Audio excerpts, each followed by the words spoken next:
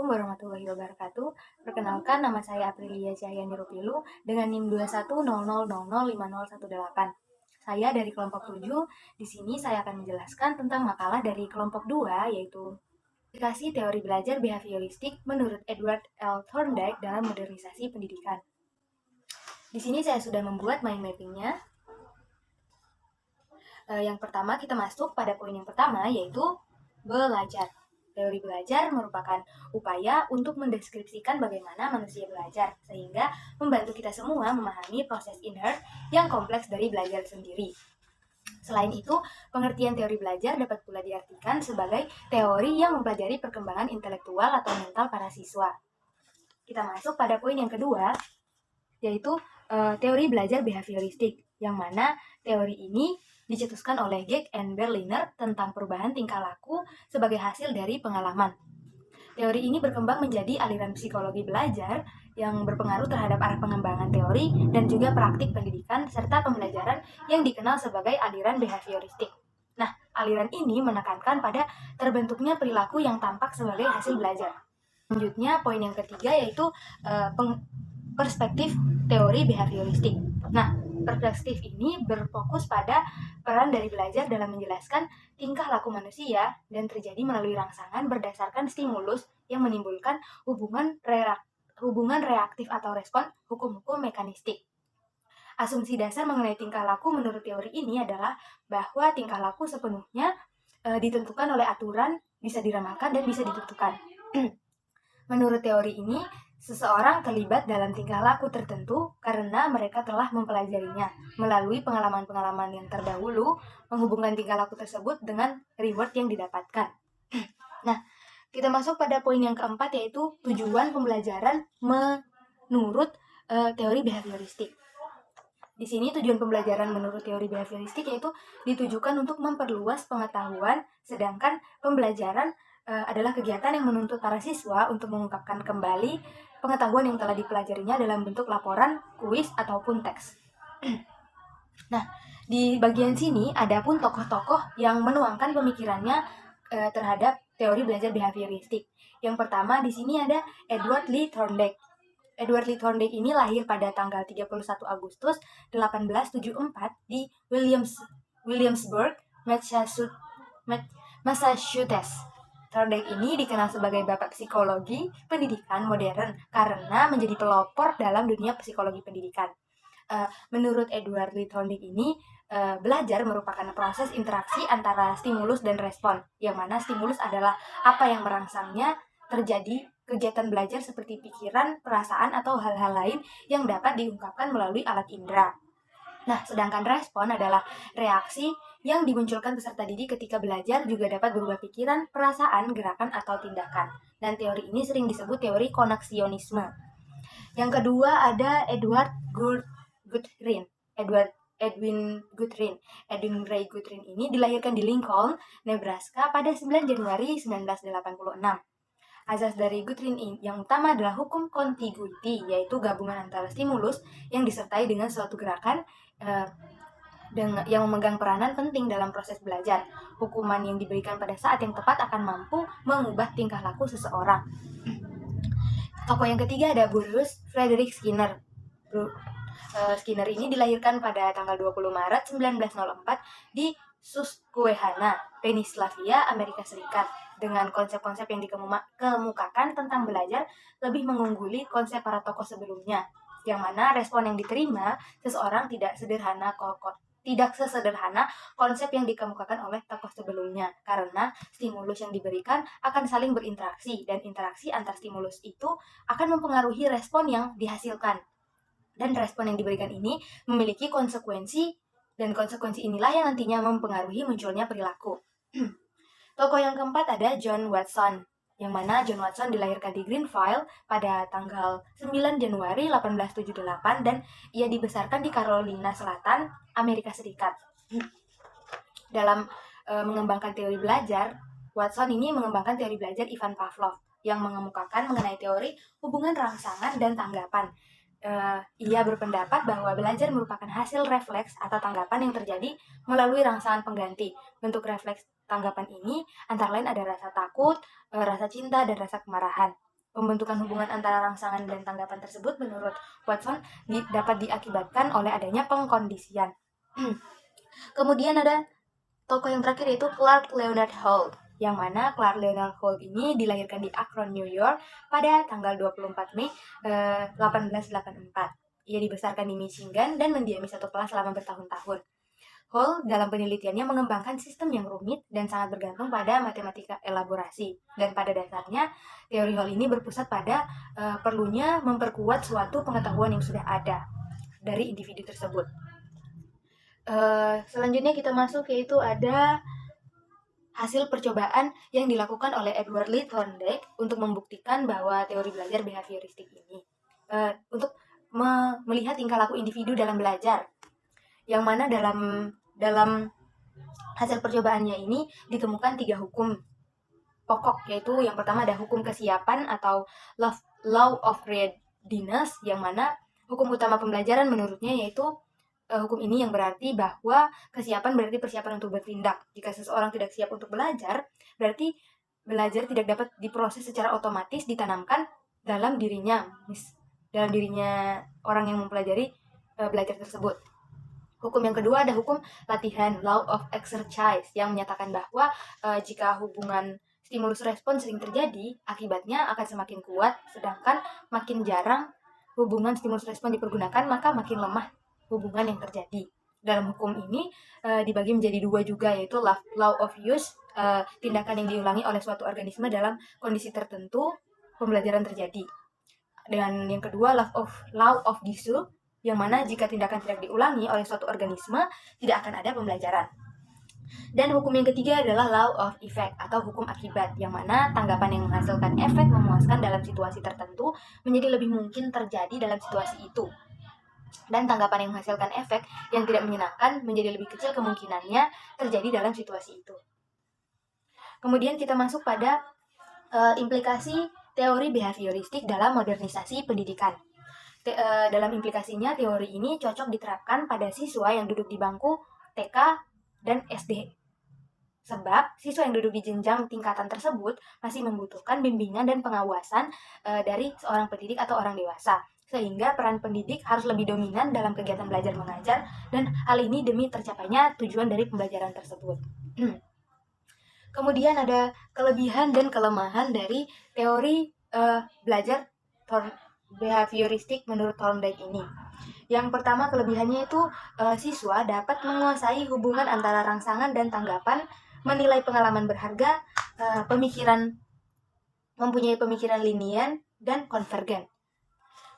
Kelemahan dari teori belajar Thorndike ini adalah siswa gagal menjelaskan situasi yang kompleks, hubungan stimulus responnya terganggu, dan juga memandang manusia sebagai mekanisme dan otomatisme. Kemudian dalam teori ini belajar dianggap hanyalah asosiasi. Terima kasih. Sekian yang dapat saya sampaikan. Wassalamualaikum warahmatullahi wabarakatuh. Assalamualaikum warahmatullahi wabarakatuh. Perkenalkan, nama saya Adinda Tabita Anggraini dengan NIM 2100005020. Di sini saya adalah anggota kelompok 7 yang akan membahas materi mengenai implementasi teori belajar behavioristik Ivan Petrovich Pavlov dalam modernisasi pendidikan. Yang pertama ada pengertian. Behavioristik adalah teori belajar yang menekankan pada pembentukan tingkah laku yang meliputi stimulus dan respon yang berpengaruh pada perubahan tingkah laku sebagai hasil belajar. Ciri-cirinya yaitu yang pertama, mempelajari perbuatan manusia dari tingkah laku, yang kedua, refleks, dan yang ketiga yaitu manusia itu awalnya sama, namun dengan pendidikan manusia dapat berkembang akibat adanya kebiasaan dan refleksnya. Nah, belajar menurut pandangan teori behavioristik yaitu suatu proses yang didasarkan pada stimulus dan respon yang tidak dapat diukur. Untuk tokoh-tokohnya yang pertama ada John B. Watson yang lahir pada tanggal 9 Januari 1878 di Greenville. Nah, menurut John B. Watson itu belajar adalah proses interaksi antara stimulus dan respon yang dipengaruhi oleh lingkungan. Ada tokoh yang kedua adalah B.F. Skinner, yaitu lahir pada 20 Maret 1904.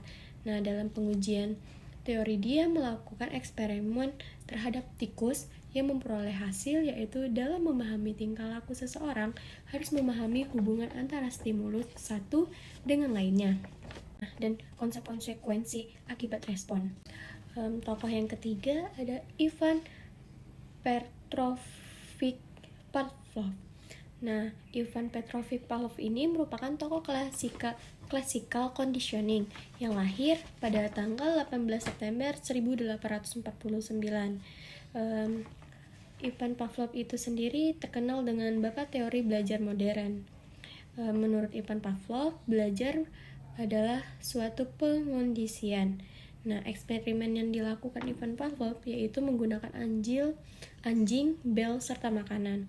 Nah, pada anjing yang dilatih untuk mengeluarkan air liur terhadap rangsangan, bunyi, dan makanan. Pavlov mengembangkan classical conditioning ini berarti bentuk belajar yang memungkinkan munculnya respon tertentu untuk membuat refleks perilaku. Hasil dari eksperimen tersebut yaitu yang pertama ada law of respondent conditioning. Nah, yaitu hukum pembiasaan yang dituntut jika dua macam stimulus dihadirkan secara simultan. Yang kedua adalah law of respondent extinction. Nah, yaitu hukum pemusnahan yang dituntut jika refleks yang diperkuat respon didatangkan kembali. Prinsip dari Ivan Pavlov sendiri yaitu yang pertama akuisisi, yaitu di mana fase belajar permulaan dari respon kondisi. Contohnya itu ketika anjing yang belajar mengeluarkan air liur karena pengondisian suara bel.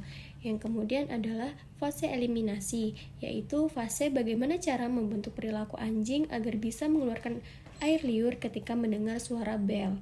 Yaitu fase yang ketiga ada fase generalisasi, di mana setelah berhasil pada stimulasi yang pertama, maka ada kemungkinan untuk bisa melakukan atau merespon stimulus yang lain tanpa adanya latihan. Kemudian ada yang keempat, fase diskriminasi. Fase diskriminasi itu yaitu merespon stimulus yang terbatas atau hanya yang ada pada latihan. Nah, diskriminasi adalah kebalikan dari fase generalisasi. Implementasi pada teori Ivan Pavlov sendiri yaitu yang pertama bekerja sama, yaitu di mana guru membuat kelompok untuk siswa di dalam kelas agar dapat bekerja sama dalam memecahkan suatu masalah. Yang kedua yaitu guru menciptakan ruang yang nyaman dan menarik melalui kegiatan pembelajaran. Yang ketiga yaitu guru membantu siswa dalam mengatasi permasalahan secara bebas dari situasi yang mencemaskan siswa tersebut. Yang keempat yaitu guru yang membantu siswa dalam mengenali perbedaan dan persamaan situasi serta menemukan solusinya. Nah, dari teori belajar behavioristik Ivan Pavlov sendiri mendapati kelebihan dan kekurangan. Yang pertama yaitu cocok diterapkan pada jenjang sekolah kelas bawah, yaitu kayak anak SD kelas 1, 2, 3. Nah, kemudian yaitu pemerolehan hasil yang membuat praktik efektif untuk menertibkan siswa. Kekurangannya itu yaitu komunikasi yang dilakukan hanya satu arah dan murid dianggap pasif sebab hanya mendengarkan penjelasan dari guru saja.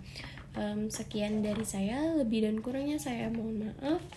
Wassalamualaikum warahmatullahi wabarakatuh. Jadi, teori behavioris ini merupakan teori belajar yang menekankan pada aspek pembentukan tingkah laku, di mana di dalamnya meliputi stimulus dan respon yang dapat mempengaruhi tingkah laku seseorang sebagai hasil belajarnya.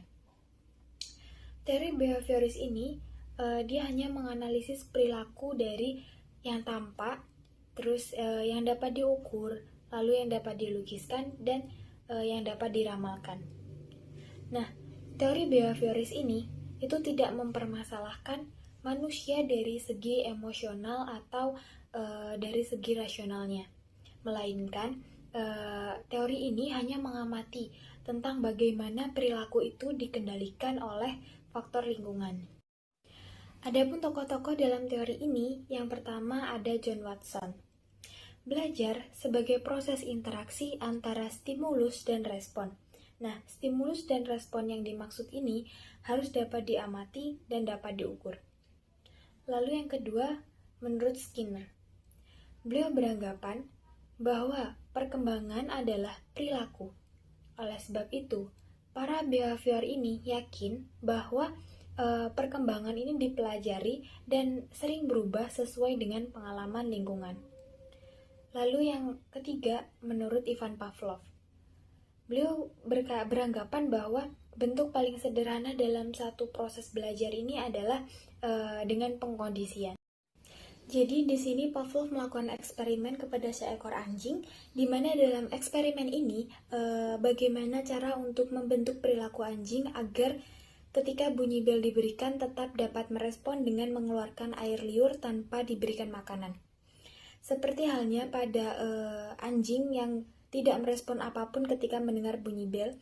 Jika anjing secara terus-menerus diberikan stimulus berupa bunyi bel, kemudian dia akan mengeluarkan air liur tanpa adanya makanan di situ.